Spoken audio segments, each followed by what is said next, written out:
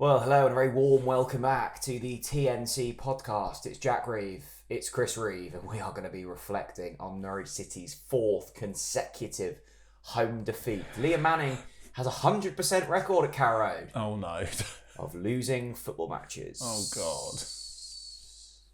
We said, didn't we, on last week's pod, that this Monday, this day, will be cheery. The turn of the season will be here. The hats might even be close to being put on. Or we'll be in a whole world of misery. And we are in, despite through false laughs and smiles, we are in a whole world of misery, Chris. Welcome to the TNC counselling session. This is going to be tough today. My name's Chris Reeve and I'm your counsellor. This is going to be one of the toughest we've done for a while. Mate, it was Chinese torture, wasn't it? Yeah. It was absolutely horrific. It was dreadful. It was diabolical. It was nowhere near it. But anyway, before we get into it, Jack, what are we talking about on today's podcast? We are talking about Norwich City's 3-2 defeat to newly promoted Wrexham. Oh, yeah. Who had just been beaten 3-1 by QPR. We will be discussing Vladan Kovacevic. We might get a smile out of that. Yeah. Man of the match, having conceded 3 goals. Probably get a little word on Jose Cordoba. And then, to make things even better, we'll look at the next 4 fixtures, which look really tough. We'll get your questions in and we'll try not to cry. Oh, God. Right, come on then. Where are we at? Because I must say... we're in a whole spot of bother. Yeah, we are. We're in a whole spot of bother. Because, yes, it's 7 points from 9 on the road. And by the way, now looking back at that Cov result, as we discussed on the last podcast, back up that with a convincing win. I feel lame. I feel pathetic. Back that up with a convincing win against Wrexham, and that point becomes a valuable one because Cov, right? But now you think, oh God, if only we'd have just clung on. If only Darling had just cleared it, and we'd clung on to 3 points there, because now I think we're probably already at the point where patience is all but up with probably the majority of Norwich City fans because of those home games, and the manner of the defeats. Not the manner of the defeats. The manner of the defeat against Wrexham was so bad that I think it has just really accelerated things. Of course, what we said off air, by the way, to be honest with you, is we said Corpulum and Heck. They could have really done without the Hunes gate, because actually, again, unnecessarily turned up the temperature amongst the fan base, and we've started to hear boos from the Norwich City fans after, I think, all of the goals the Wrexham scored. There were boos. There was definitely boos at full time. There was some chants, some not by many, towards Manning to get him to sort it out. So we're entering really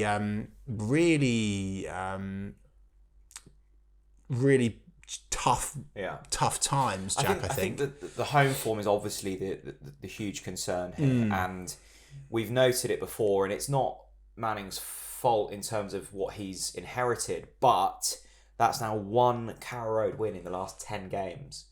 And that win was against an already relegated Cardiff at the very last game of last season. So that's Norwich why the fans are pissed off. Yeah. One of, if not the most expensive season ticket. Yeah, I well had raised. the absolute just awful moment of seeing that they were charging £37 for a Wrexham ticket. If you were picking up a casual ticket. So 37 quid to watch that at the weekend, which is awful. And to be served up that. So there is genuine anger amongst the fan base, and rightly so. Rightly so. I mean, the Millwall game, I think you had somewhat of an excuse because it was a well-drilled Millwall team, and First home game. I don't think we were awful in that. There were moments. Agreed. Borough, you were down to 10 men. Borough were a good side. You were kind of edged out in that. Could have been a we were point, okay in wasn't. that, yeah. Southampton, you probably have to raise. I know it was in the cup, but no, we were shy. We were awful. And then, I mean, this for me was one of the worst performances I've seen at Carrow for a very long time. Like maybe Portsmouth at home last season. I think there was it Blackburn under was that Johannes or was that Wagner? I'm not sure, but Wagner. I think they're the two that stick out to me of being on. But it was it was as bad as this. Yeah. I mean, I think we were lucky to be going into the first half 1-0 up. It was a good finish from Stacey and a nice move, nice ball from Jurisic. But time after time, and we sit right next to the away fans in what was their right wing in Cordoba. Time after time after time, Kabore getting one-on-one, beating his man, one-on-one, beating his man.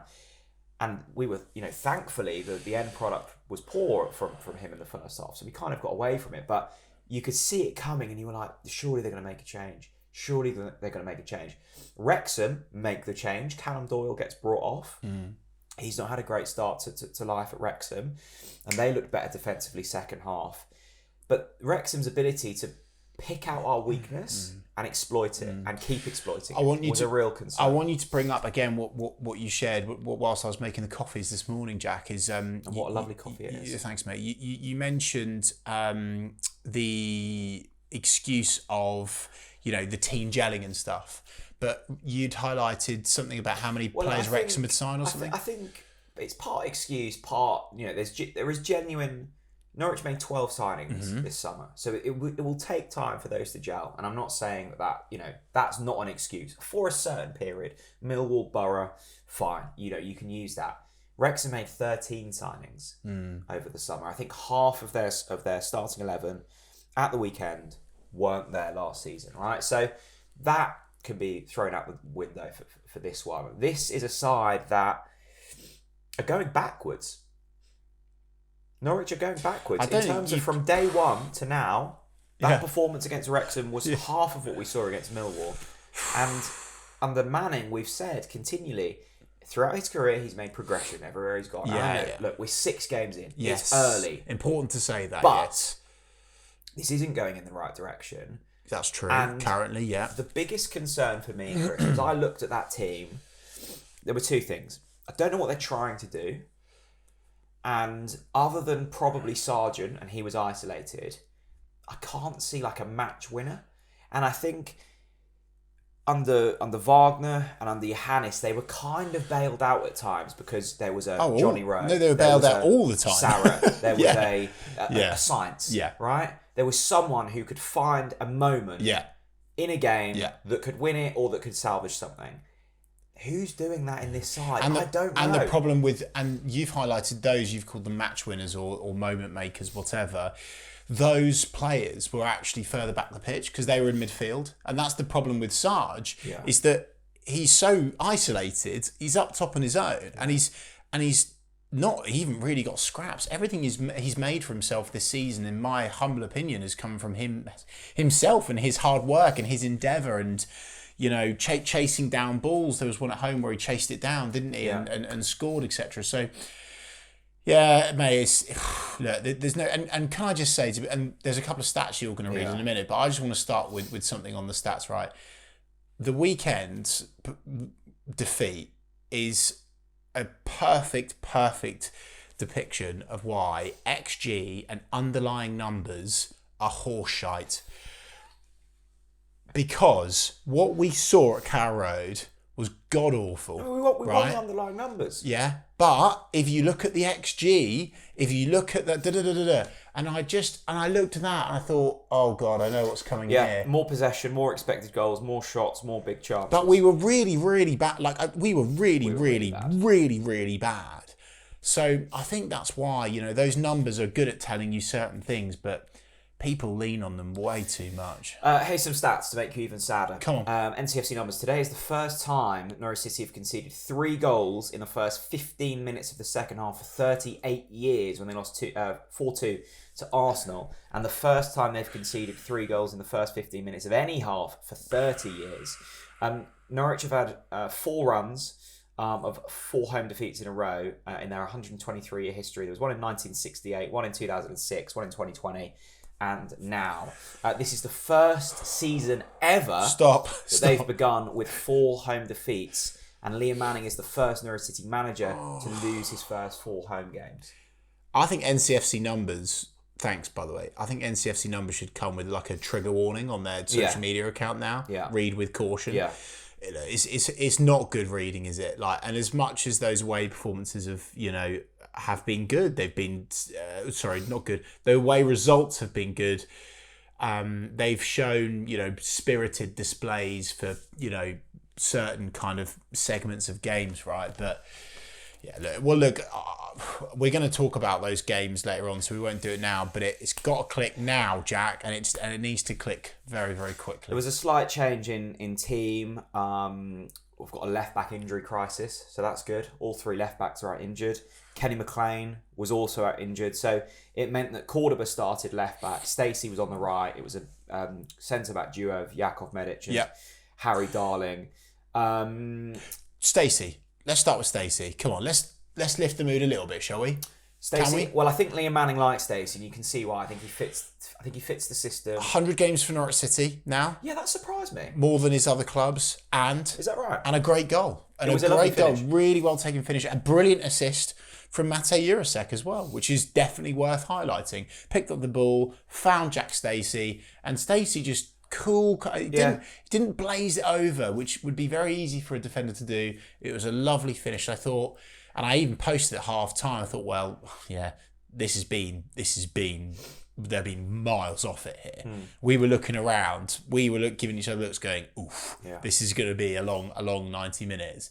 But Jack scored, and I thought, well, they might have got away with it again. Well, and you were hoping that collapse. Well, you were hoping, weren't you, that was the moment where it got them up and maybe, get into half time, make a couple of changes, because that first half, I know all the Wrexham goals came in the second half. They hit the post. Yes, Vakovic pulled off a couple of good saves. Yes, he did. Yes. And even the second half, it could have been 6 or 7. I think I'm pleased he brought that up. I was going to say the same, Jack. And by the way, I'm not. I think with the Vlad saves, they weren't like those saves that some goalkeepers make. And I'm thinking of the Roy Keane meme here, where he goes, "Oh, it's their job." Yeah. They were really good saves. The reflex left hand when. I can't remember who it was 1-on-1. Oh my God. Save. They're good. So you're right in saying, Jack, and it would be very easy and cliche to say, oh, it could have been more. But really the scoreline flattered Norwich City, and I feel embarrassed to say we could have and should have conceded 6 goals. And I think I know we're going to speak about Vlad, but thank goodness that Vlad's on fire. Well, a word for the defence, because we've praised them quite a lot this season, and I think mostly rightly so. I thought there was an interesting point from Connor Southwell on the Pinkham pod that said he was surprised that we can include ourselves in this. Yeah. Surprised that there was so much praise for the defence after the Coventry game. We gave up 30 shots. We conceded in the last minute because of one of our errors. And I get his point, right? He sees the defence as a structure. Right. And can you say a defence has had a good game when they've given up 30 shots? Probably not. Not just defence, but it's a whole structure. Yeah. But I was proud of the way that we dug in, last ditch, keeping was good. Yes. Bloody well. It's because we haven't seen that for a long while, right? And that's my definition of good defending, by the way. So, I think the definitions were different. But I get Connor's point. Yeah, no, me too. Me too, definitely. That game was almost an anomaly because, Coventry had less shots when they played QPR and they scored 7. So the fact that they only scored 1 against us, I think we can count ourselves somewhat fortuitous. This was an absolute horror show in defending, genuine horror show. Well, it could have ended up in it wasn't a horror show scoreline, we should add, but it could have been a horror show scoreline. So Schlupp's injured, mate. Last game, Mahovo's injured, mate. Last game, I came on this podcast and I said Liam Manning ticking the box. Yeah. Defense is sorted. Yeah. Now we need to go and attack. Bloody hell, how much of an idiot have I been made to look? Because obviously it'd be very easy and almost quite lazy for us to go, Jose got done, more or less every time down his side. But collectively as a unit, they weren't at it, were they, Jack? Well, I think you said it at the match, and I agree. This, we'll call it a collective of decisions, was the first time under Manning where I've gone, I don't know what you're seeing, mate. I don't know what you're seeing. Yeah. Crescene has been good this season. Unfortunately, he's out. Mahovo's out. Schlupp's out. That is unfortunate. All 3 players in that position are out injured. But one player being out, Jack, shouldn't mean we capitulate in the manner that we did. So Cordoba starts on that side and was absolutely ripped apart. And actually, I felt a bit sorry for Cordoba, right? He's not a left back. He knows that. I know that. I think deep down, Liam Manning knows that. If he doesn't know it now, he needs to wake up. He said it was because he was left-footed. That was why he put him there. But even that, Jack, I'm like, with that, I thought to myself, well, do you know what? Yeah, I looked at that team to start, and I thought, do you know what? Yeah, I like the look of that team. Obviously, it's not ideal that you're having to play Cordoba there.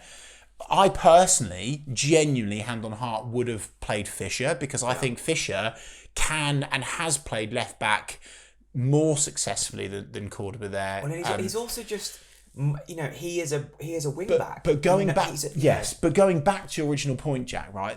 And I said it to you in game, and I will say it publicly here as well. It's been the first time so far under Manning where I've gone, what? How have we not made the change in it? And it took until the third goal for us to make those changes, which were mission critical at half time. They were at half time. I didn't say it. Rob Butler quote tweeted me, if you like, and he said something along the lines of, well, the changes should have been made at half time. I agree, and I think Rob's right, and I didn't see that necessarily. But so you could say at half time, 100%, Wrexham down that right hand side were doing us. Yeah. They were creating so much opportunity down there, and it was dangerous as fuck, right? Excuse my French. There's gonna be a lot of swearing in this one. Then the next opportunity is Wrexham get the equaliser. Right, my God, right, yeah, it's happened again. You've had the opportunity, off you go. We need to solve the problem here. Didn't happen. Second goal, didn't happen. And I'm just, how many opportunities were there to make appropriate changes to stop that problem? And that's the real frustration, because yes, the first goal is seriously sloppy. Yes, the second goal is even sloppier. But at 2-1, you're still in it. Yes, agreed. Right? And there's still 40 minutes of that game. Yeah. When the third goes in, then you've got an uphill battle. Which was a good finish, by the way, the third goal. It was a great finish. I have to say that. And look who it was. Josh Windass. Who, look, did I want him in the summer? No, not really. But Norwich fans really didn't want Josh Windass. Right? Most Norwich fans didn't want Josh Windass. 2 good goals at the weekend. And that plays back into our transfer dealings. They picked up Windass, what was he, £3 or £1 million, something like that. Very cheap. Might be unsexy, but will guarantee you championship goals. We've got some players who've cost £8 million that aren't scoring goals, right? That's a recruitment thing. We'll have a discussion about that another time. Go through it in order. I just couldn't believe, right? Cordoba, he's not a left back. Yes. We all know he had a stinker. Yes. Is what it is. For me, the deeply concerning thing about this is we didn't change it. No. Oh. The centre backs. Really? The first goal, it's taken one crossfield ball from Ben Sheaf. Yeah. Out to, I think it was Cabore who delivered the cross. Mate, Darling and Medic are basically in Morrison's car park. I when I saw the goal, I was like... Because the crossfield ball wasn't intercepted by Jose. No excuse. And then Diallo got back. 20 yards off it. But then also, Diallo was in position in terms of he actually then was with the winger. But what I was surprised at, Jack, with Diallo is he didn't press or put a foot in. He didn't stop the cross either. So before it even gets to the centre-backs... There's 2 other players there that could have stopped that. But you're right. Medic and Darling they were miles out of position. They were miles out of position. And actually for the second goal as well, from where we're standing, we can't really see perception of depth, right? So I've just gone, it must be offside. They're so far away. Yeah. He was miles onside. And for me, I've looked at that and gone, this must be a system thing. Whatever Manning is trying to communicate isn't going in their heads. It didn't pay off at that point. Mate, I'm certainly not on here I can't defend it. I've got no excuses. I can't give any of you yellows anything to kind of defend that performance, because it was an absolute shambles. It was shameful. The thing that I would say which was most concerning, Jack, is actually... I love how we keep adding in more concerns. like you've said, it was those centre backs being out of position and da-da-da-da-da. For me, it's actually the intangibles. It's the soft skills. It's actually not the it's not like the football stuff. It's the non-football stuff, because the way that entire team capitulated, they get completely collapsed after the first goal. And by the way, oh my God, didn't we miss Kenny McLean's leadership, by the way? Anyway, the way in which that team, and I looked, and I said to you, I was furious. So after we conceded that equaliser, I looked at the team. They all looked beaten. Yeah. All of them looked beaten. Looking at the ground, shoulders dropped, and lots of this. Fucking stand up and be counted. I was stunned. I was looking at them thinking, ooh, well, they're done. The Pinkham boys, great podcast afterwards summarising it. We said it in the ground. Lots of other fans have said it as well. We're praising the likes of Liam Gibbs, Oscar Schwartau. Liam Manning did the same thing, by the way, because they came on and they ran. They came on and they pressed. They came on and they tried and they gambled. They took on a player. They tried to get across into the box. And it was Liam Gibbs, superb. Took it past his player. Could just get a shot in. Yeah? Wrexham, with all the respect in the world, they are, right? So my point is with that, Jack, is the rest of those lads, they didn't run enough. I'd love to see the running numbers. They didn't run enough. They didn't press enough. All of them. There was a lack of seeming like tackles. There, I said to you in the first half, I can't remember a passage of play where they've actually had more than 4 passes. And this is seriously. You've added a concern, and you've added a concern that actually I didn't have. So now I've got another concern. But the concern I thought you were going to add was that midfield. And let me throw a grenade in here, right? Okay. Let me blow some more shit up. Come on. Norwich, the only games that we've looked mildly decent in possession. No, don't go. Right? I'm going to say, don't say. Pins out, grenades thrown. The only games that we've looked half decent in possession is when Marcelino Hunes has played, right? Oh, God. And you're not going to disagree with me, and none of you are going to disagree with me. And that's true. That's fact, right? And we talk about regression. Mirko Topic regressed. He had a poor game at the weekend, yeah. But how are we Matt's on his debut was tidy, How are we still in the position, right? Matt's on his debut was tidy, yeah. How are we still in the position? Norwich over the last, 5 years have probably spent close to 100 million quid. Probably. I don't know. Might be less, might be more. How are we still in the position where if Kenny McLean isn't playing, we're shit? I don't have an answer. I don't have an answer because it's true. I'm so frustrated that I can't counter that point. Retain the ball, and that puts pressure on your defence. Yeah. It means that Josh Sargent had one shot against Wrexham, and that was because he ran from the halfway line. So on the midfield, I piss poor. Yeah, on the midfield, I posted it as a thread yesterday morning on X. The point about the midfield is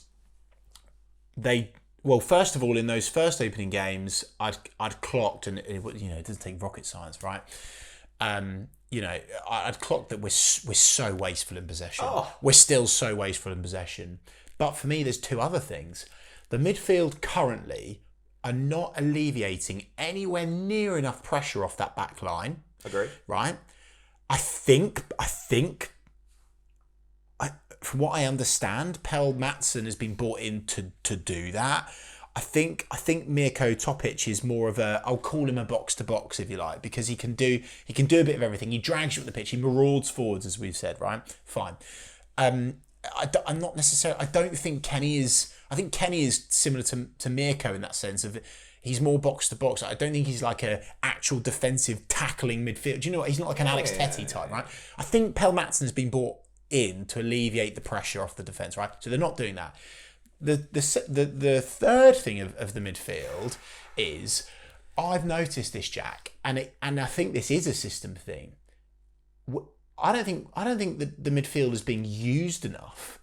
So when we've got it in defence, right, and if you look at like for example Jose Cordoba's stats from the Wrexham game. I'll be honest, mate. I've not looked at them. No, I've looked at them. Well, I've looked at them because I'm trying to pick out positives. But actually, I looked at that and I thought, okay, Jose Cordoba. I think I'm sure he'd made 12 passes into what they call the final third, right? But then what that told me is, right, well, you know what that means? They're going from defence straight to Sarge, or straight to Sanats, or straight to Diallo, right? They're skipping out the midfield completely, right?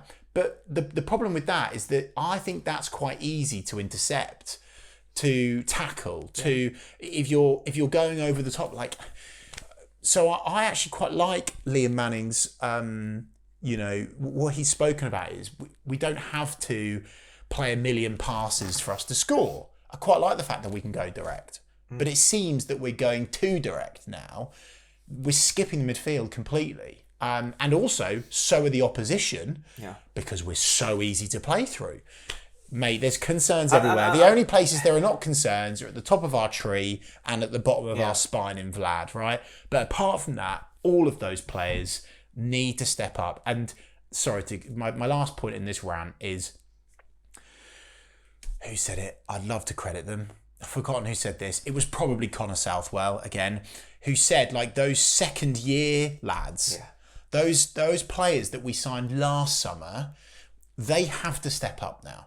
They have to step up. Well, and that plays into this point nicely. I mean, Manning was pretty punchy post-match, as you can expect. I think. Yeah, he does say the right things. Well, he knows that there's pressure on him. Yeah, and he knows that there's pressure on his players. Of course, there is. Yeah. He said that we need people to now step up and deliver. And there was a question around that he felt. Well, an answer that he basically said, I feel pretty let down by some of the players that I've given chances, right? And I don't think we haven't got to name them. I think everyone knows who they are. But they are some of those second season signings where Norwich have broken the bank in order to bring them in. Mm-hmm. And we thought, okay, we'll give them a season of transition, right? Yeah. We'll give them a season. Yeah. And I think that's fair, but by the way. Season 2 got to kick on. Agreed. Totally agreed. None of them have. Yeah, I agree. None of them have. Yet. Yes. But I already said last week, for example, Ante, I think that, again, I understand why he was signed. I do. Are you okay? I think I said it. Didn't I say... Should we stop the camera for a bit? Didn't I say he was going to be player of the season? Do you need a... Oh, I think... No, I don't think you did. But okay. you probably did to me privately.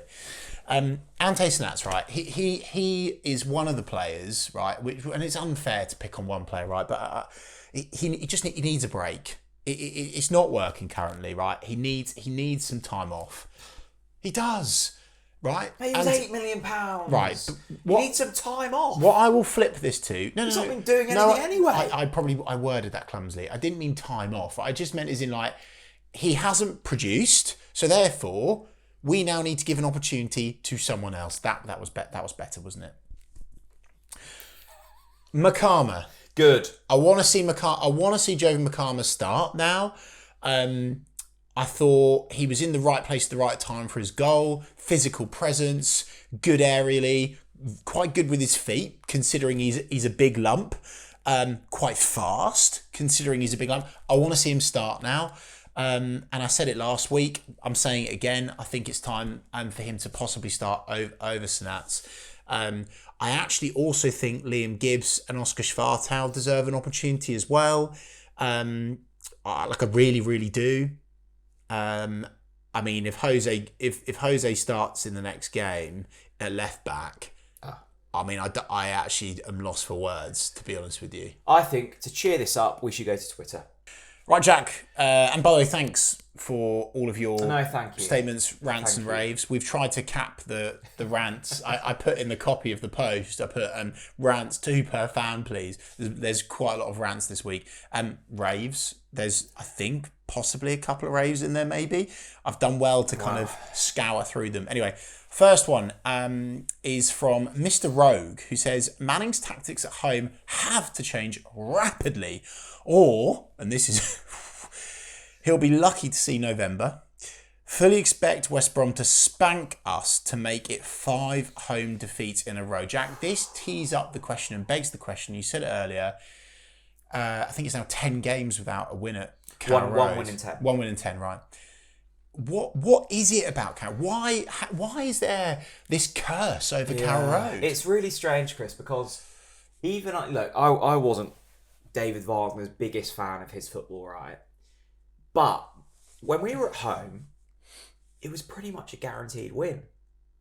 It was when we were at home under David Wagner, and it was that momentum that got us into the playoffs under Wagner, and even under Johannes. You think back to this time last year, I was about to fly off to the States, and Norwich was starting to build something. I think we'd beaten Watford, then we beat Hull, and we were scoring goals, and we were looking really good at home. And I know that this 1 win in 10 does have a bit of Johannes ball factored in, but even when we were shit under previous managers, you kind of knew that at home we would see off teams. No disrespect, but disrespect to Wrexham, right? And that was almost, I'll throw this in here and annoy some more people, that was almost what made Saturday even worse, because I thought Wrexham were poor. I didn't think they were that great. Yeah, no, they They weren't. just conceded 3 to QPR. They weren't particularly special, goals. Their goalkeeper basically had 2 efforts to save and let both in. So that was disappointing. The home form has been diabolical, and the performances haven't been much better. But do you think it's Liam Manning's tactics? Because that's what Mr. Rogue is saying. Well, yes. So you don't think this is just the players? You think it's Liam Manning and the players, or do you think it's... Well, it's obviously a mixture. The concern for me is I don't know what they're trying to do. I can't see... I mean, I know, the sample size is still small, but from Millwall to all the way through to Wrexham... We're 6 games in now, yeah. I don't see what they're trying. And Mr. Rogue, I have to agree with you. Like, I'm looking at the fixture list. You're worried? I'm seriously worried. We've got that international break. There is a genuine world where Manning doesn't make it out of that. Really? Yeah. You really think that? Oh, West Brom, no, Stoke, was it? Stoke, West Brom, Ipswich. And then you've got Bristol City, which I think is after the international break. Hand on heart, you sitting here now, having seen what we've seen so far, do you think we win against Stoke, West Brom or Ipswich? You backed me into a corner there. Look, I am so concerned. I'm so concerned. I'm really worried about these next 3, Jack. I look, Stoke away, they're second in the league for a reason. I think lately, last couple, they've maybe looked a bit wobbly to a degree. But I'd be surprised. I'd be very... We've got to go there and win. We've got to show a bit of fight. We've got to show a bit of belief. We've got to bounce back. But I think maybe a draw there. Maybe. Like Cov. I could see a similar game to Cov, maybe. West Brom at home, though. Like, with this kind of cloud over Carrow Road, if you don't win that before Ipswich, and I've just gulped there, and I've gulped because I've said it, right? Momentum in this league is so important, Jack. You've got to. I think the run is over. I think the run is over, and I hope I look like an idiot. I hope I'm proved wrong. I hope that, I get some Norwich fans saying, "Oh, you were negative, Chris." I hope I get that. I'm deeply concerned that because Jack, if we don't get a win in the next 2, we go to Portaloo Road. What? Oh my God! I mean that looks like a real daunting prospect now. Well, I mean, Ipswich would be poor. Surely they're going to beat us this time. Well, in the state that we're in now. Well, what I would say is, if I were Liam Manning, I remember watching, I don't know if it was a documentary or just a clip of when Russell Martin was at Southampton, and he went into the dressing room and he said, "Lads, it's on you now, but I'm telling you, if you don't win this game, I'm no longer going to be your manager, right? I'm getting the sack."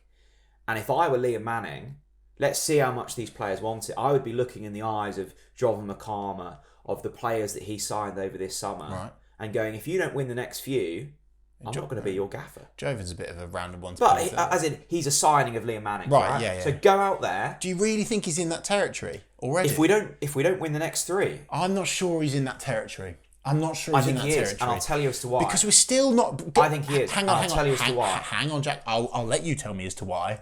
But remember the last pod we said, get through to the first 10 games. But even after the Ipswich game, I think that's the 9th of the 10 games. So I think Bristol... So now it's been brought forwards, has it? Well, that is the 10th game if you include the cup.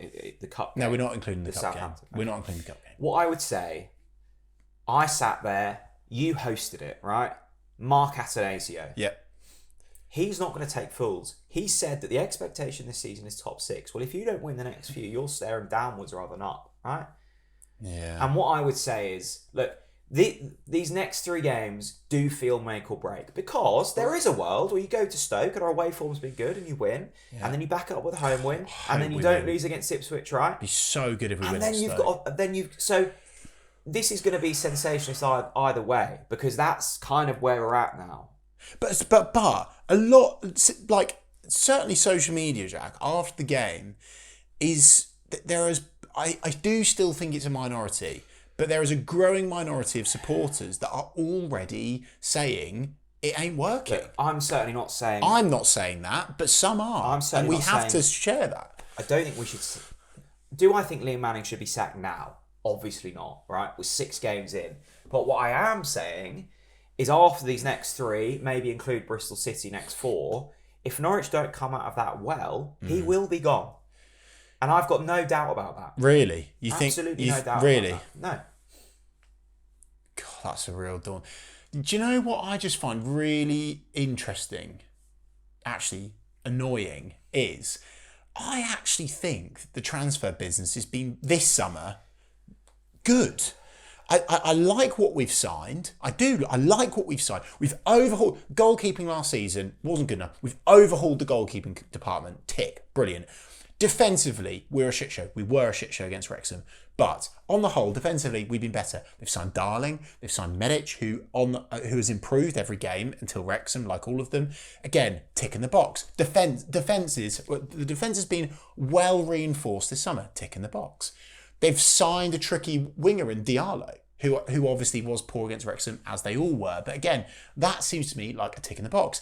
They've kept Sargent. Huge tick in the box. That's brilliant. So I think that Napa has given Manning the tools, right? And I also will sit here and I will defend Liam Manning. And some people will be angry with me for that. But I will, because it's still so early. Liam Manning is a good coach. And I don't think Norwich fans that want to change things can, lie to themselves about Liam Manning's coaching career and his pedigree and how he's got to this point, right? He's a good, well-respected Championship coach. Agreed. And what he did with Bristol City last season is he took a bang average Bristol City side. Don't get me wrong, it was full of British Championship players, right? But they were average, right? He got them in the top 6. That shows that Liam Manning is a good coach. So all of those elements that I've just shared there, Jack, that to me surely equals success, because Napa's brought in good players, or good enough players, certainly the ones he's brought in this summer, in my opinion, and Liam Manning's a good coach. Why is it not quite clicking yet? I don't know the answer, and that's why I'm scratching my head. It is confusing, and you just get this kind of existential doubt, don't you, when you're watching this team going like...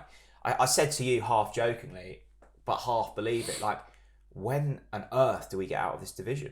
Are we now just a Swansea or a Stoke or a West Brom who had a few seasons in the Premier League a decade ago? Yeah, but we're beyond that. Yeah, but I don't even see the point in bringing that up. Like, it's irrelevant to the conversation. Because I don't want to be sat here filming this when we're 55 and going, we've now had 38 consecutive seasons in the Championship. I'll be dead by then if that's the case.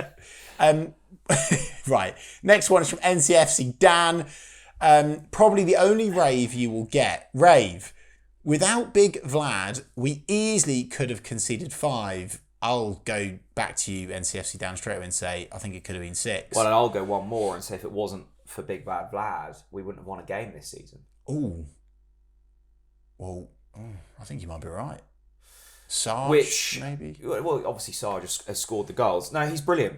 He's a brilliant goalkeeper. And he's kind of... The reflex saves he's got, I like his... the XP was bloody low on Saturday. I think he was the only one that kind of picked up a few good fist pumps after saves. Which just on that as well, I have some of my family sit in I call it the library, sit in the family end, and they'd said to me we'd noticed that Vlad turned around to the family end and almost he actually basically apologised. Right. He literally turned to the fans and he essentially went and to a degree, like, my God, what more could have Big Mad Vlad done, right? But no, look, and this is, a tick in the, Nap has done really well to bring in Vlad. What a brilliant goalkeeper he is. Thank God for him. But a scary indictment of how shite the performance was, that Big Mad Vlad was man of the match, right? And we conceded 3. Yeah, but he actually was really, really good. No, he was, and he has been all season. Really consistent. He commands his area. He's clearly respected. He can pull off camera saves. I don't know what more to say. I think he's brilliant. I think he's absolutely brilliant. What's next, Jack? Tyler Kirk, another rave. Hello, Tyler. Jovan McCarmer got his first of many goals for the club and should definitely start against Stoke next week. I agree, Tyler. I like McCarmer, and I think, without sounding like too Brexit here, I agree that the transfer business on paper was good this summer. Yes. But there are more players like Jovan McCarmer in League One, in League Two, that you can pick up for £1 million, maybe less, who are ready, who are good to go. Well, that's what we did under Lambert, Because they know the EFL exactly. Yes. The Anthony Pilkingtons of the world, right? Yes. Where you go into League One, you pick up someone that knows, like League One and the Championship, there's not a huge difference. There isn't. I don't think there is in terms of like style, relentlessness. Quality there is. Quality maybe at the top end, but like we've seen with the promoted teams, they can mix it. It's getting better, yes. But in terms of like the relentlessness and the physicality, I don't think there's a lot of difference. So Jovan McCarmer. He's ready to go. Yes. He was cheap. Yes. And he wants it. And tick, tick, tick. And, right? and in terms of how he is looking, right? And by the way, he wants it. And like, I know, like, obviously, players have, social media managers, and I'm certainly not, accusing anyone of doing that. It's what I do for a living, right? But I think I liked what Jovan said on his Instagram account after the game about the result and how he's feeling. He's loving being at Norwich, and he's a really nice guy. But away from all that stuff, because fans don't care about that, what we saw at the weekend is what he's all about, right? Physical presence. Yeah. You can pump it long to him, and he's really good at bringing the ball under control. He can use both feet. He's quick for a big lump. That's difficult, as I've already said in this podcast. I like what he's about, Jovan, actually. And I think we need to be careful with Jovan, not to kind of pigeonhole him into being a big target man that can hold up at the end of the game. I'm not saying No, I know. Yeah. But I think we need to be careful because I think he's more than that. I agree. And, Kiefer Moore, if we're going off of another player, has kind of made a good career from being that in the Championship, and you can lead a line. And sometimes when your back's against the wall and you need an outlet, they are the effective players. And so McCarmer, you're starting him in the next game. It's not even a question for me. Okay, Happy Planker says Happy Planker says if Nunes scores in the derby, that's it for Manning and Napa. They are toast. Cheese on toast. Agreed. Really? Well, look, we filmed that podcast. I mean, it is chips on red, isn't it? As we've said. Well, and that's the thing, right? If he's the one that turns the knife, and were we emotional? Yes. Were we rightly so? Were we strong on some things? Yes. Rightly so. And I think that those words seemed even stronger because we then followed it up with a win at Fratton Park, right? And that relieved some pressure, and then we went into an international break. But the point still stands.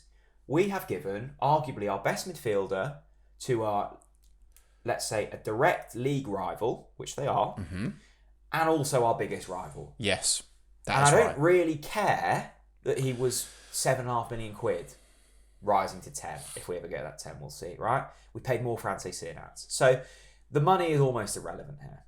Like, we sold one of our best players to a rival. End of.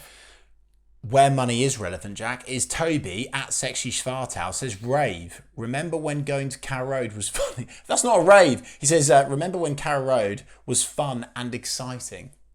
A long time ago. It was probably when, we didn't see the second Farker promotion, did we? So it would have been the first one. I think the start of Johannes' era. So my point is, where money matters is, as you said, Jack, one of, if not the highest season ticket prices in the league. And I know that ultimately, essentially as fans, you're essentially taking a gamble, if you like, aren't you? You spend money. You can't guarantee that you're going to win. You can't guarantee that your team are going to play well.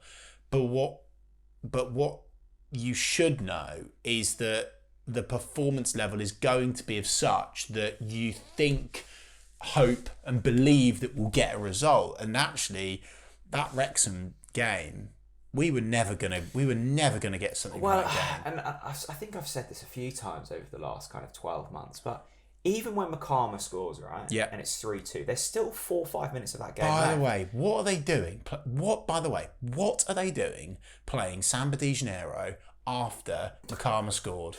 I actually felt sorry for McCarmer because there was barely anyone left in the ground. And you turned around to me and said, cheer up. And I went, I'm not, I can't cheer up, but mate. I think the really saddening thing for me is you've just scored, right? Yeah. There's still 5 minutes. Wrexham have conceded a lot of goals this season. Yes. And we could see that defence wasn't exactly solid.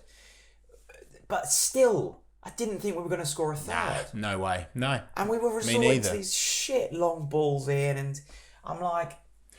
I disagree. At that point, it was only after we got the second that I thought, actually, we're showing a bit of fight, but it was too late at that point. It was too late at that point. I really don't like, and it's one of the big reasons that I loved Daniel Farke's football, but he always... even when we were losing, and even in the last dying embers, we stuck to our philosophy. Yeah. And actually, under Manning and under Johannes and under Wagner, when we're backs against the wall, we just resort to something else. These long, useless balls in that don't work. Richard Churchyard says, statement, 12 new players, 1 new manager equals transition. End of. There you go. That word's been used. Transition. Are we? And by the way, a few other people have said it. Reality, boys, is we are in another transition season. Okay, well, so Wrexham, and they beat us. I agree with that. Oh my goodness, it's Adam Lambert. Let's talk about this one, right? Rave. Maatsen had a very good game. 90% pass accuracy, 5 out of 5 tackles won, 4 interceptions and 11 ball recoveries. Who's this, Maatsen? Yeah. 7 out of 11 ground duels won and 3 out of 4 duels won in the air. For his first game in a league that often takes overseas players time to adapt, that's an impressive debut. I agree, Adam. We've already spoken about it, but let's praise Pelle Maatsen, right? That seems, after his first game, considering how bad the whole team were, like that is a green shoot that we can go, actually, do you know what? He might alleviate enough pressure off that defence, and hopefully that's a player that we can rely on week in, week out, Jack. Maatsen was good. Maatsen looked tidy. I just hope that he continues and really kicks on. I think we've got some good options in midfield. Maatsen, we saw good signs from Topic early doors, but he's regressed. There's a player in Jacob Wright. Yes. We've got Kenny McLean. Yes. Like, it feels like with that group of players, I feel like we've got the players. And that's the thing. I know. They're just not clicking, are they? That's the thing, is like... I don't think the players are bad players. In every position, I think we've got a suitable player. And maybe not at left back over the weekend, but that was an anomaly with the injuries. But like... Yeah. In every position, you go, okay, Sargent up top. Maybe I think we're a winger short. I would agree. I think we're a winger short. I would agree, but then Mate Jurasek had a decent game. I think on the left side we're short, but yeah, it's really confusing. And there was a question here that basically said, who was it? From Falcon. He says, Rant, this is what comes from changing managers every single season. The team lacks cohesion. Only 5 players who Doyle played with last year, Sargent, Sinats, Cordoba, Schwartau, Gibbs and Jurasek. 5 styles in 4 years, far too much change. We need to stick with plan. And like, I kind of buy that. And I also buy, like, if it's not working, you need to kind of...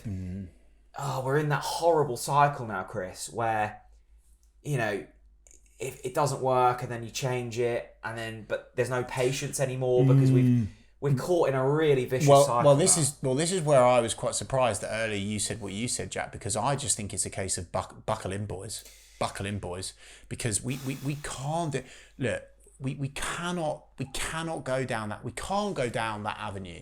We can't. Like, we've spent a lot of money on players that Liam Manning wants. Yeah. We have We've invested in Liam Manning, 4-year contract.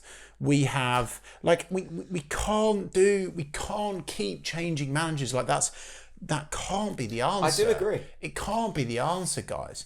I do agree. Do you know something that I'm a bit confused about? And we read out all sorts of questions here on the TNC podcast. Errol Mundell Enthusiast, which is a bit unique, says for all the stick Jack gets for his pronunciation. Sorry, I struggled to even pronounce pronunciations, and rightly so. I've been working on that. When will Chris's get pulled up on Sanats for Sanats and Ben Anis Slimane for Anis Ben Slimane? Right, well, I might be getting... Anis Ben Slimane. Right, so if I'm saying Ben Anis Slimane, yep, you're right, I'm wrong on that. But I am right on Sanats. Sanats is Sanats. You pronounce it with an S. I'll die on that hill. Yeah, I think on the on that commentary sheet thing where like the phonetic kind of... Yes. It is Sanats. Yes. I mean, that matters right now. I don't think you're going to be needing to say his name anytime soon. Yeah. I've been working on it. I've been every night. I'll say Kovacevic over and over again. Yeah. Mahovo. Well done. Mahovo. I've been saying his name over and over again. And what about Yakov Medic. Well done. So I think until January, you're finally I'm nearly there. Yep. Major Len says rave. Best bit of that performance was my Nando's afterwards. Oh. Philip Codling again. Let's read out or Codling. Let's read out all of the questions. I want to know your latest excuse for another poor performance. Can't keep blaming new signings. That was the manager and the club's choice. 2 wins out of 6 and nowhere near good enough. Philip, I will respond to that immediately by saying there are no excuses. No. By the way, Philip, I'm pretty confident you don't watch this podcast, but there are no excuses. I can't provide any excuses. There are no excuses for that Wrexham display because Wrexham signed just as many new players and they played like more of a team. They were more of a cohesive unit. They put crosses into the box. They penetrated key areas of the pitch where we were weak. They were a better team. Were they special? No, they weren't. But they played it simple and they were goddamn effective. So Philip, there were no excuses. I don't have excuses. I don't think the new players are an excuse anymore. I really don't. It has to click now. It has to click now because we are in really murky, precarious territory because we have lost 4 home games in a row. And you heard those Statsman CFC numbers at the top of the show. This is the first time Norwich City have lost 4 home games in a row since bloody the war or something, right? Simon Duarte, statement. Hello, Not Simon. enough heat being taken by Ben Napper. Ooh. Being very underwhelmed by his tenure so far. Interesting. I think on the Ben Napper thing, right? I said it like... You're making lots of noises this week, I've noticed. Are you okay? Down about it. That's fair enough. Down about it. Yeah, that's fair enough. I said, and I stick with it, you can get 1 managerial appointment wrong, you can't get 2. And there will be pressure on Ben Napper from this new ownership group. There is no doubt about that. And it'll be interesting to see how this plays out. I think the transfer business in general has been good. I think we've demanded really good fees for our players. He's very good at that. And I think on the whole, agreed with that. The signings have been good on paper. I'm saying on paper because the Diallos, the Toppages of the world, we've not seen enough of so far. So I think I'd give him a pass on, can we demand the fee? Yes. Yeah, definitely good at selling players. Yes. Because the business this summer has been, with so far, so good. But last summer, maybe not. But Norwich haven't progressed. And ultimately, that will be what you're judged on. Yeah. Right? Norwich, since Stuart Webber left, to Ben Napper coming in, we're in the same position, if not worse. I would defend Ben in the sense of like when he came in and how he came in was a bit wacky to me. Because you remember he was kind of like in the background while Stuart was exiting, which was a bit strange or unique, maybe. So I'm not 100% sure whether those first, I don't know, maybe I'm trying to find excuses here. I might be trying to find excuses here. I'm not sure necessarily whether that first window was really Ben Napper's full body of work. Yeah, I could be wrong on that. I could be wrong on that. But look, this summer, Ben Napper is given Liam Manning the tools. I think I like Ben, and I think whenever I've spoken to him, whenever I've listened to him, he's always really impressed me. I think he'd be a good person to work alongside. But he'll know that it's not gone to plan. And he will know deep down that we are behind where we should be. Of course. And you know, whether we like people or not, Jack, is irrelevant, because people are in positions and ultimately they're accountable for what's happening on the pitch, right? And everyone is in this together, right? And I think it's important to say at this stage, and yes, we have already got to this stage where like this is an all of us problem. Yeah. Apart from the fans, this is an all of us problem in terms of like the players, Liam Manning, his staff, behind the scenes, like it all contributes as one. So like this isn't just like it's that player or it's Liam Manning, like it's Ben Napper, he's the problem. Like I hate the fact that we've already got to the point where I'm looking at social media and everything is pointing fingers. And hey, by the way, I'm not saying I disagree with that. I think the criticism is after that Wrexham game, say what you want after that Wrexham game, basically. But all I'm saying is I just feel sad about the fact that we've already got to that point. Anyway, that was a bit of a ramble. Mark Cowboy, I was disappointed with Big Man Vlad. What? He didn't go up for our final corner kick of the game. Just imagine a 94th minute goal. He may as well have. He's tried the last couple. He's on the halfway line looking at the bench, and they're obviously saying, don't go, but I would like to see it. I've only just clocked something about, or maybe he's only done it once. Let us know if we're wrong on this. Big Man Vlad is, he did something at the Wrexham game. So older Norwich City fans will remember Brian Gunn heading, he like pretended to head the crossbar. Angus Gunn went for the chip on the ball on the crossbar, right? Not as famous, obviously. But Big Man Vlad, he did a pull-up. Did he? He grabbed the crossbar and did like his pull-up. I didn't see that. And I thought, I quite like that. Anyway. Twitchy Terry says, I could have rounded up 11 lads at the pub pre-match and defended a box more competently than that. God. I really don't want Manning to fail, but they need to show us something and fast. Who said that again, sorry? Twitchy Terry. I think Twitchy Terry is the majority of Norwich fans.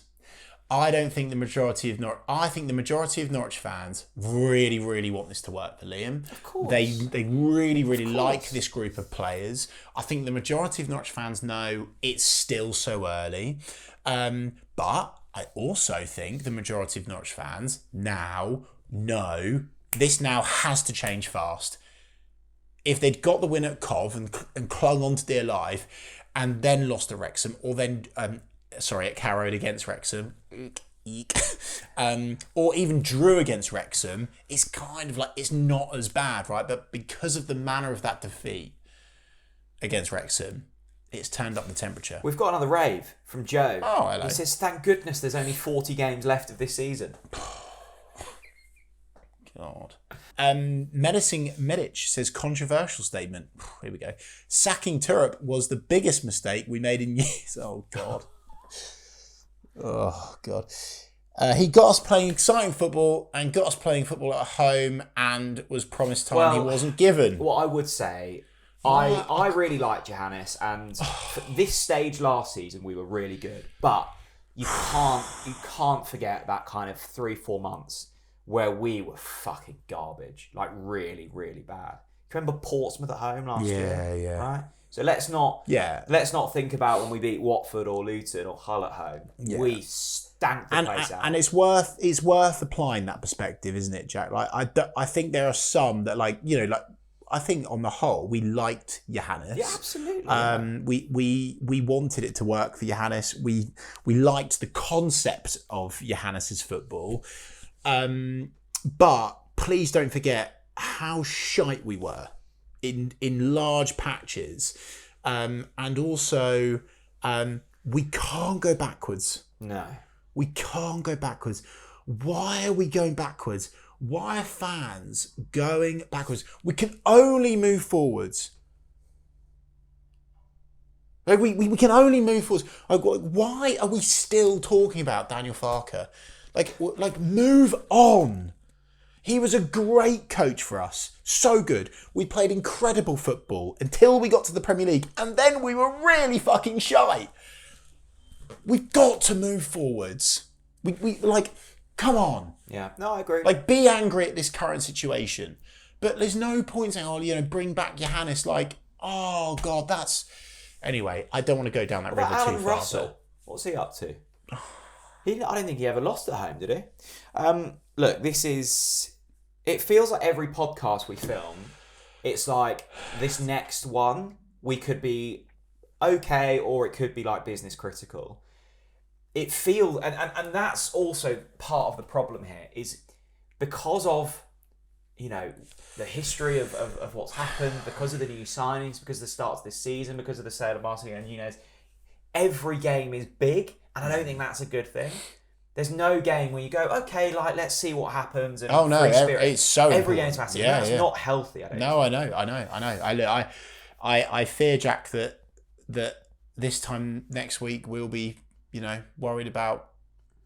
I think in a month's time it's going to be incredible to see how it looks, because we either win a couple of the next few, maybe we scrape something against Ipswich, and like it's okay, and the performance has grown, or, which is a very real world, you don't pick up any points in the next 4.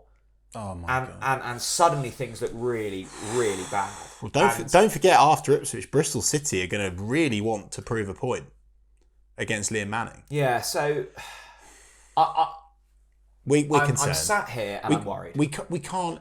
One thing for sure is, if anyone comes out after this podcast saying we're in bed with the club, or we can't be positive about this current situation. No, I'm concerned. There are some. I think we've signed some good quality players, right? But they're not quite clicking yet, and you know that's a collective challenge. We are in a precarious position. We're in a really challenging spot, and I don't have the answers, Jack. And I just hope that Liam Manning has the answers. And I hope those Norwich players do some soul searching this week, because as a fan, it was actually really... Do you know, I looked to my left at the Wrexham fans. There was a big, proper TV camera in there. Yeah. And I thought, holy fuck, we are losing to Disney Plus FC. That is embarrassing. I feel embarrassed as a fan right now. And I'm sure I'm not the only fan that feels embarrassed right now. That's got to change. There we go. Stoke at the weekend. Best of luck to anyone travelling. Actually, I don't feel sorry at all for the away fans. They're the only ones that have seen wins this season. God, come on. And I was saying, come on, lads. Come on. Give us something against Stoke. Let's get a good result. I think my message, if I were Liam Manning, I would be looking in the play, you know, all of those players' eyes and goes, I've given you all a chance here. Repay some faith. Repay some faith in me. Go out there and find something. Did you hear what Liam Manning said after the game? I think some of them won't get that chance. No, I agree. And rightly the ones so. that do. And rightly so. I think he's given enough time and patience to a handful of those players, and I'd be making wholesale changes against Stoke. Let's see. We shall see how it goes. As always, thank you for the support. Thank you for sticking by us. Loads of content coming over the next few weeks as we lead into the big one, the East Anglian Derby, in a few weeks' time. Thanks very much for watching. Take care. Bye-bye.